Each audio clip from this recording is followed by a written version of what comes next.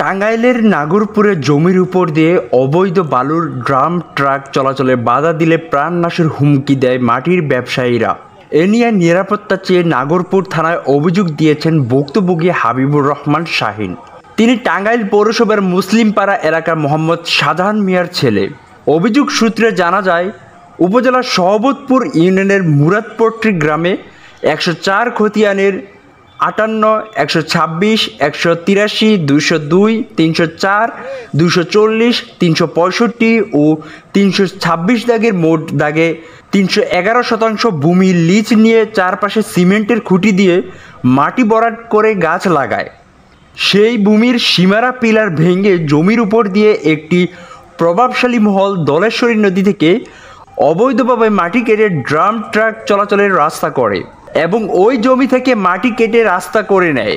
এতে বাধা দিলে মাটি ব্যবসায়ীরা মোবাইল ফোনে তাকে প্রাণনাশের হুমকি দেয়। পরে জমির মালিক হাবিবুর রহমান শাহিন বাদী হয়ে নাগরপুর থানায় একটি লিখিত অভিযোগ দেন। আমাদের প্রজেক্ট 311% প্রজেক্ট, এখানে আমরা মাটি ভরাট করছি 5-6 লক্ষ টাকার। এখানে রাতের অন্ধকারে মাটি ডামটাক টাফি ট্রাক্টর দিয়ে চুরি করে নেয়।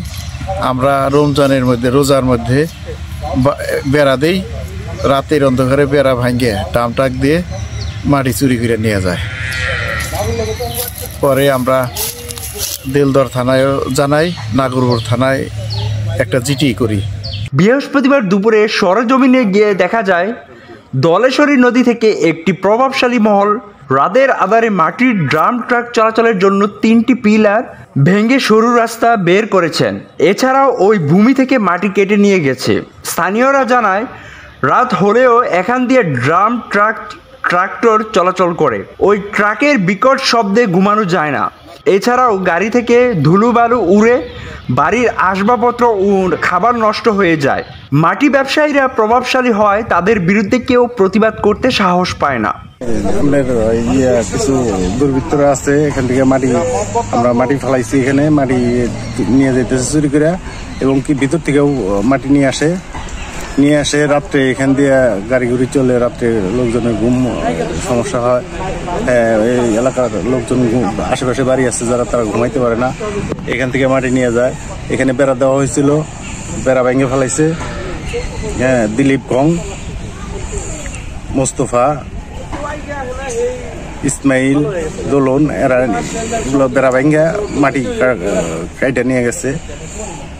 ভূমির মালিক হাবিবুর রহমান শাহিন বলেন, আমার জমির উপর দিয়ে জোরপূর্বক ট্রাক চলাচলের রাস্তা করেন মাটি ব্যবসায়ীরা। বাধা দিলে মোবাইল ফোনে অকথ্য ভাষায় গালিগালাজ ও প্রাণনাশের হুমকি দেয়। পরে নাগরপুর থানায় লিখিত অভিযোগ দিয়েছি। আমরা এই প্রজেক্টে আমরা আমাদের এখানে আমরা মাটি ভরাট করছি 5-6 লক্ষ টাকার।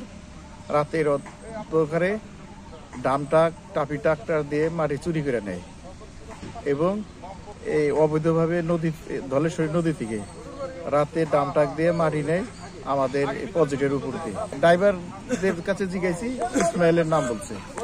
পরে আমরা এখানে বেড়া দেই, বেড়া ভেঙে তারা মাটি নিয়ে গেছে। এই বিষয়ে নাগরপুর থানা officer in charge OC Mohammad Rafiqul Islam মুঠোফোনে জানান, বিষয়টি তদন্ত সাপেক্ষে প্রয়োজনীয় ব্যবস্থা গ্রহণ করা হবে। স্বাধীনতা টিভি বাংলা নিউজ ডেস্ক।